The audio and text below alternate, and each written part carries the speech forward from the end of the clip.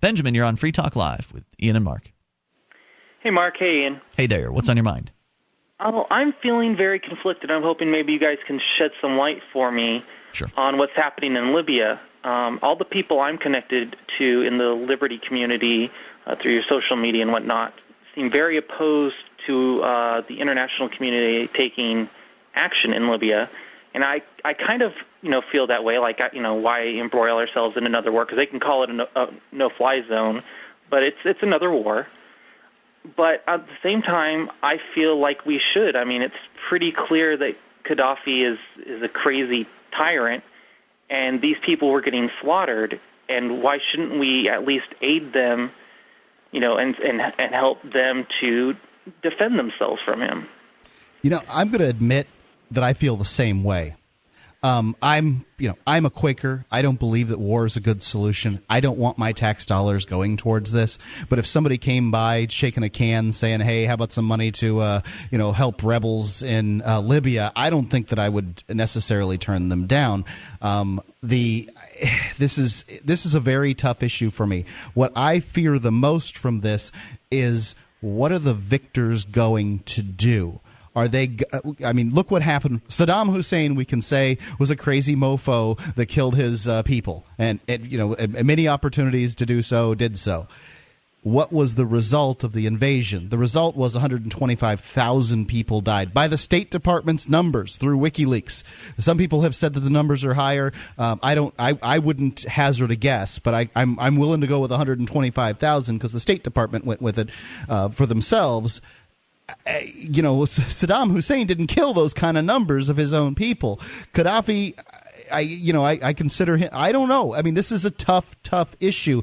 The question is the peace going to be more violent and more deadly than the war? Well, you're presuming there's going to be peace. No, I'm using peace as a tongue-in-cheek term. Okay, right. For me, it's not a tough issue at all because, while I agree with you, Mark, that if I wouldn't be opposed to supporting some sort of private effort to fund getting arms to the people that are resisting this madman over there, I also am opposed firmly to getting the government, an agency of a violent monopoly over coercion, getting them involved because, as you point out, collateral damage will be involved. They're going to be doing it for political reasons, and who knows what will result from the end game in that particular situation.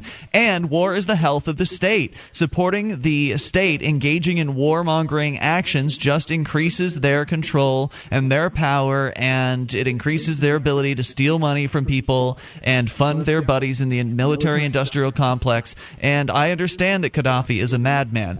I only support voluntary methods to solve these problems, and the state is not that method. See, and here's my thing, because I agree with both of you. If there were some kind of, I'd chip into, a collection to help fund a private means of helping these people. And I also agree that the government has this violent monopoly. But see, that's the thing. There is no private agency that I can go and write a check to and help donate to go help these people. The government has the monopoly on, large-scale military pieces of equipment. And while, obviously we should pull out of Afghanistan and Iraq and we shouldn't have troops on the ground there, we aren't putting troops on the ground here, and it's a slippery slope argument, yeah, we might eventually, but we should, I think, at least, help these people, let them do the heavy lifting, but they were being killed by missiles and tanks, stuff that they couldn't defend themselves from. And well, you're making an excuse because you believe that there are no other ways to help. You feel like you have to support what the government is doing, when it could very well be that the government's involvement will make things much worse. And it's an excuse to not do anything. It's an excuse to say, all right, well, since there's nothing else out there, well, I guess we'll just do nothing rather than create whatever it is that could be. I mean, I don't know how you would go about doing it, and I also would not make the claim that there are no ways to help. Who knows what charities might be involved or be willing to get involved. But, put together some money to go hire some mercenaries if that's what you want to do, is to get involved in this particular conflict. It's not to say that other things couldn't be done if someone had the incentive to get out there and do it, if somebody cared enough to put something like that together. But it's easy to just write it off on the government and say, oh, well, we'll just let the government handle this. They're the only ones out there that can do it. So that's that. Don't have to think about it anymore. aren't any mercenaries that have air forces that I could go and try to create some agency in which, some nonprofit in which I could collect donations and hire them. Right now, there isn't anything, and we can't wait for that kind of stuff to get set up right now. It's true that the violence of the state has repercussions, and one of those repercussions is that good people, free people, can't defend themselves against the aggressions of the state. In this case, the Gaddafi. I mean, arguably one of the worst states on the planet, and.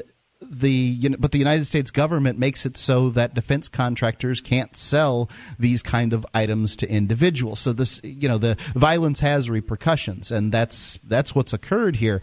I don't know what the solutions are. Ian, is always going to take the more principled approach on this. I think that these people's lives today matter, and I want to see them saved today. I'm not willing to just toss them away. There is no reason why. I'm sorry, you are looking into. You're not tossing them away by not supporting the government. Supporting the government could be tossing them away as well. So don't jump to that conclusion, and also don't jump to the conclusion that the solution here has to involve what the military would do. Your version of helping these people doesn't have to be dropping bombs. It can be something entirely different. So, for instance, how about putting a bounty out on Mr. Gaddafi's head? How about that one? I'm not against it. Okay, so there's a solution. If you take Gaddafi out, that's a big solution. That if his ambassador to the UN is calling for his resignation, that everybody who around him, I figured that when he was rambling along on television, one of his security guards would come up, pop him in the back of the head, and this whole thing would be over. Apparently, he is protecting himself well enough, and I just don't know. The person who popped Gaddafi could very well rule that nation. There's a big bounty on Gaddafi's head today. No, I don't know if there's officially a bounty on his head. I mean the nation of Libya and all of its oil wealth goes to the guy who smokes Gaddafi. Well, whatever, Mark. That's your presumption. For all you know, you don't know what'll happen in that sort of a turmoil situation. But if he's the target, I think that if you want to have a target in this situation, he would be that target. It wouldn't take a fraction of what it would cost to drop all those bombs to hire some mercenaries to go in and take care of that job. So think outside the military solution, big drop bombs on as many targets as possible box, and then start coming up with other options, because if you love liberty, you can't support the state. Thank you for the call tonight, Benjamin. I appreciate hearing from you.